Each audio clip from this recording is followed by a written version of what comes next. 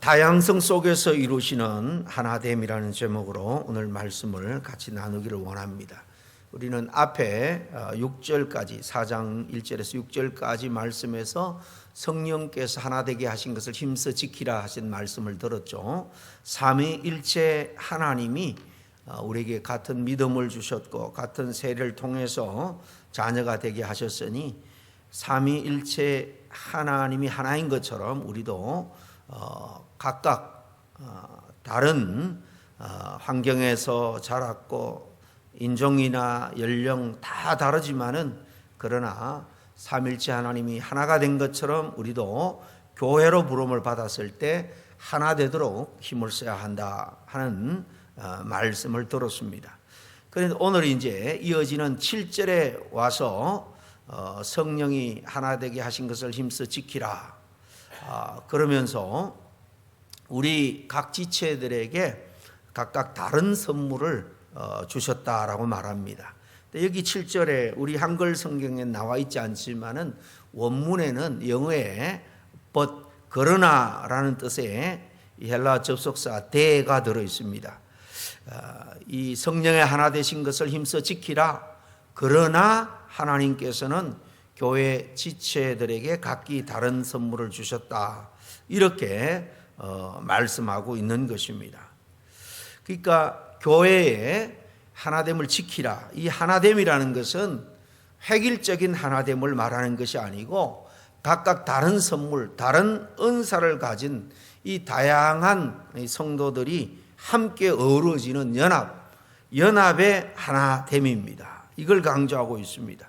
그러니까 교회 하나되면 영어로 말하면 유니포미티, 획일성, 일률성 그런 의미가 아니고 말 그대로 통일성입니다. 유니티입니다.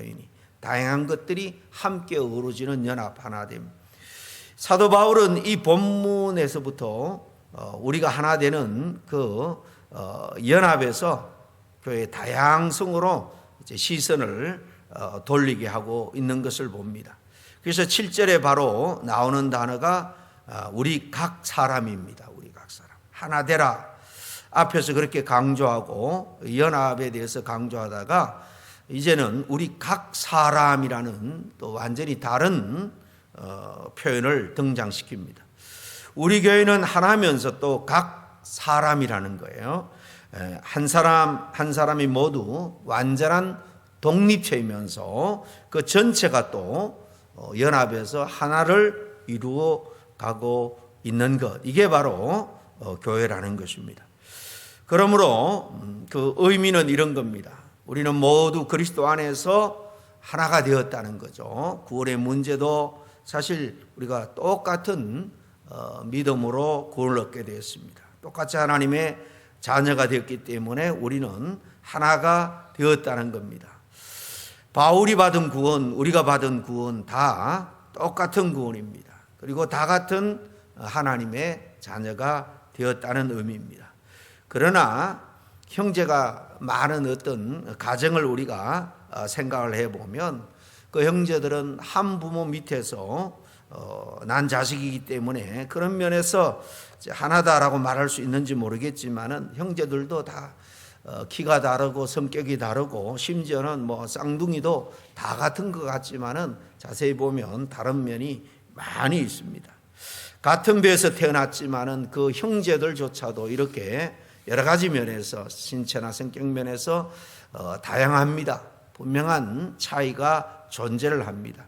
처럼 우리 성도들도 이 다양성들을 통일하고 있는 것이 바로 교회인데 예수 그리스도가 그렇게 하고 있다는 겁니다. 이어서 하는 말씀이 그렇게 많은 다양한 이 선물들, 은사들을 각 교회 지체들에게 주셨는데 그것은 모두 한 분 예수 그리스도에 의해서 어떤 동일한 목적을 위해서 우리에게 주셨다라고 이어서 말씀합니다. 그런 면에서 이 다양성 속에서의 통일성이 더 빛난다라고 볼 수 있습니다.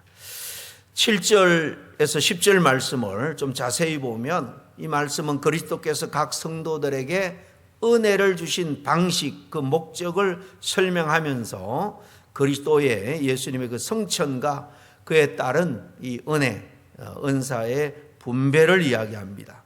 조금 난해한 말씀처럼 들리는 것은 구약에서 인용해서 설명을 하고 있기 때문입니다.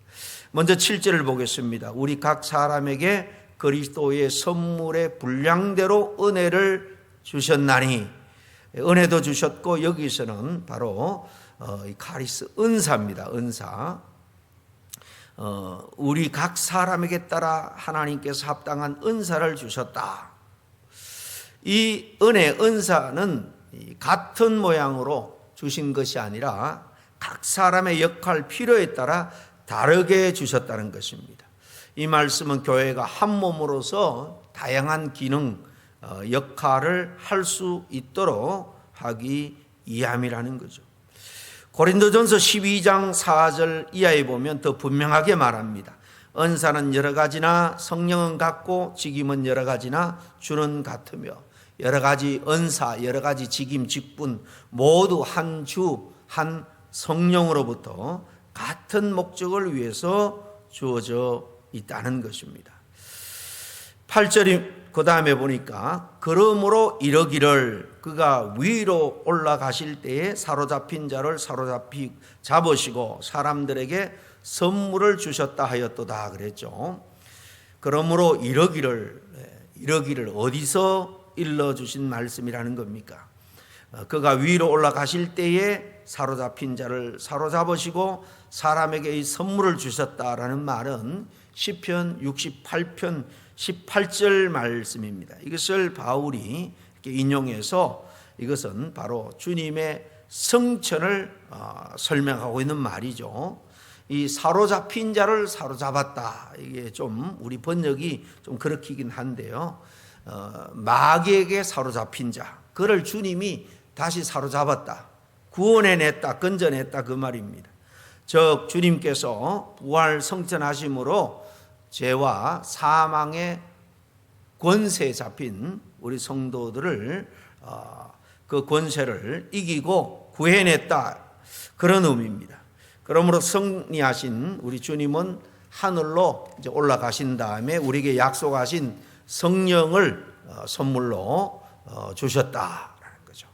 이것은 사도행전 2장 마가 다락방에 임한 성령 강림 사건을 통해서 우리는 잘 알 수 있습니다. 이제 그 다음 9절과 10절을 같이 보겠습니다. 올라가셨다 하였은즉, 이 성천이죠. 땅 아래 낮은 곳으로 내리셨던 것이 아니면 무엇이냐. 내리셨던 그가 곧 모든 하늘 위에 오르신 그이니 이는 만물을 충만하게 하려 하심이라.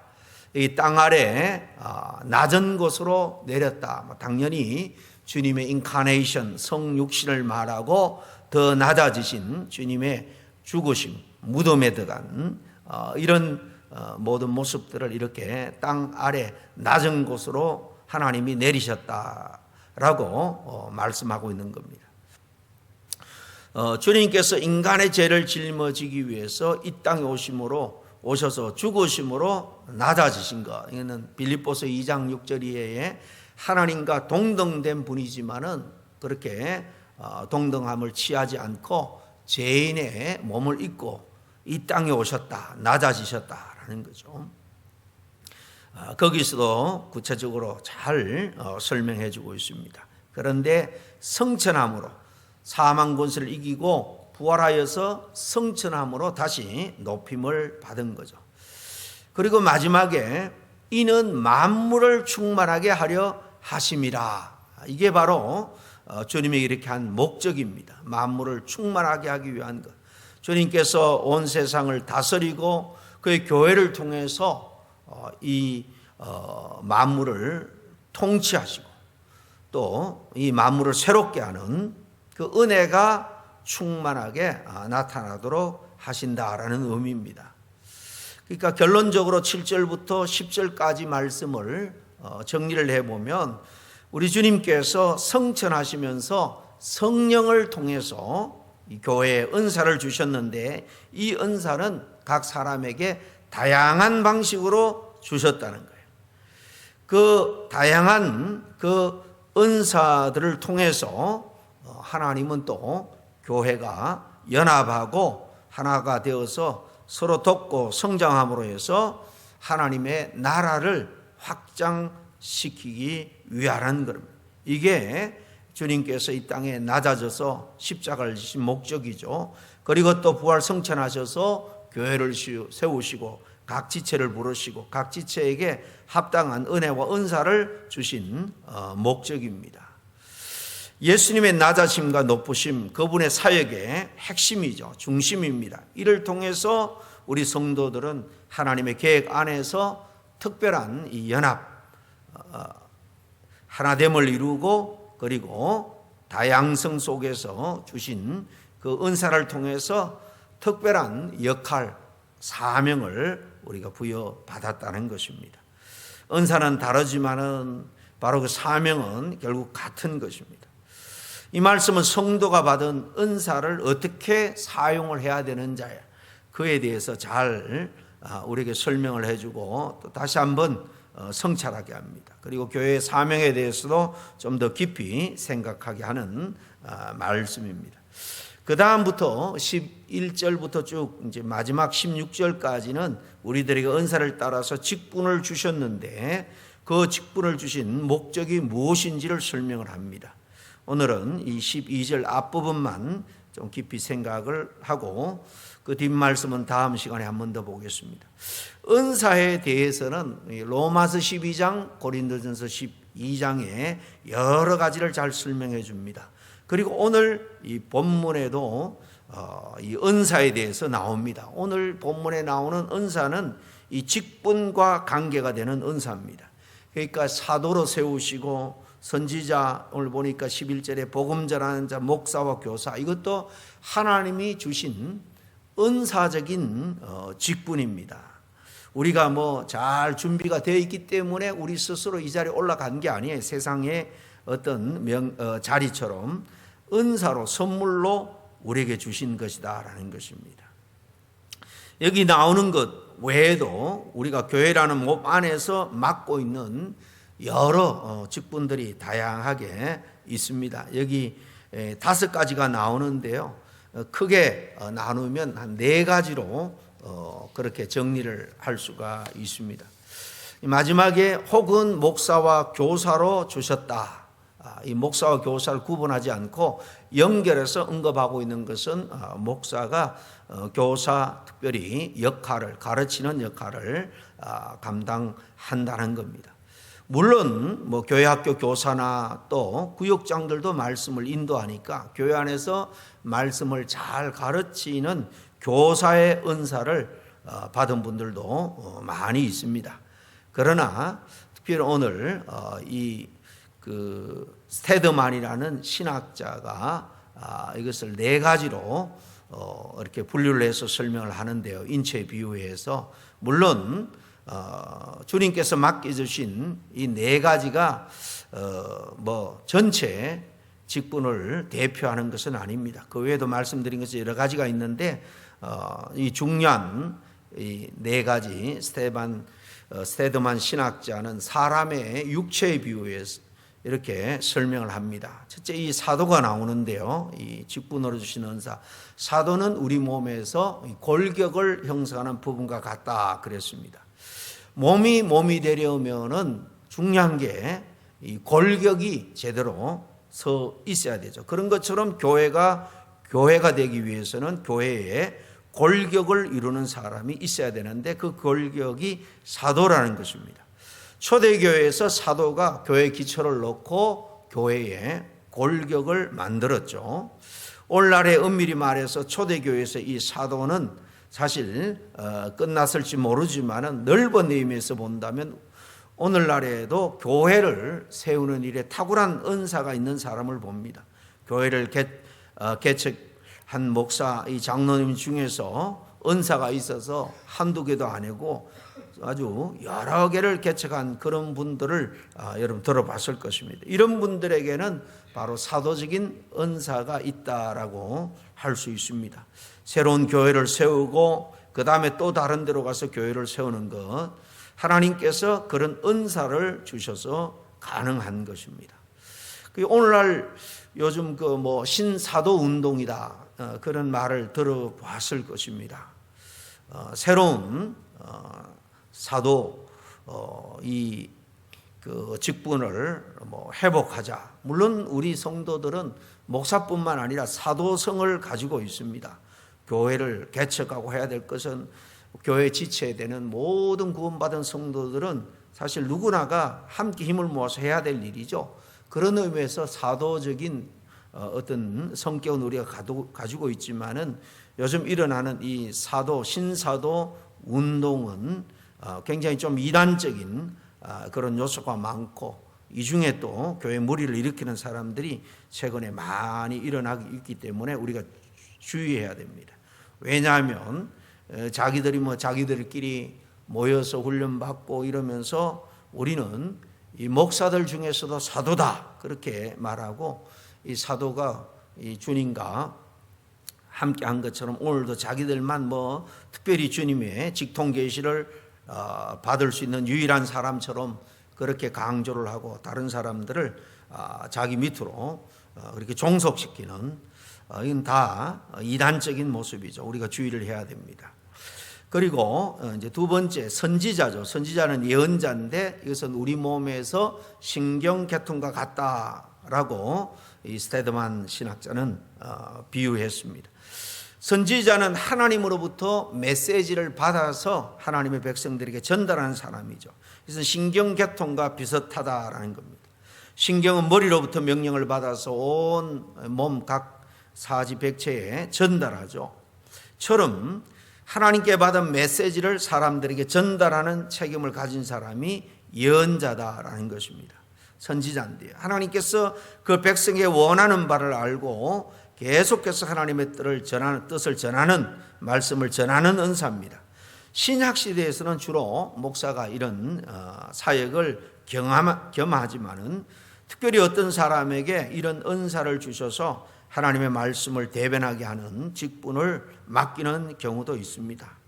우리 신약 시대에서 예언이라는 것은 90% 이상이 이미 우리에게 주신 말씀을 다, 성경 말씀의 미래에 대해서 이미 다 우리에게 알려주셨죠. 그것을 잘 풀어서 설명하는 은사, 이것이 바로 예언의 은사입니다. 그러니까 먼 미래에 무엇이 언제 일어난다 이렇게 무슨 점쟁이처럼 말하는 것이 오늘날 예언이 아니고요.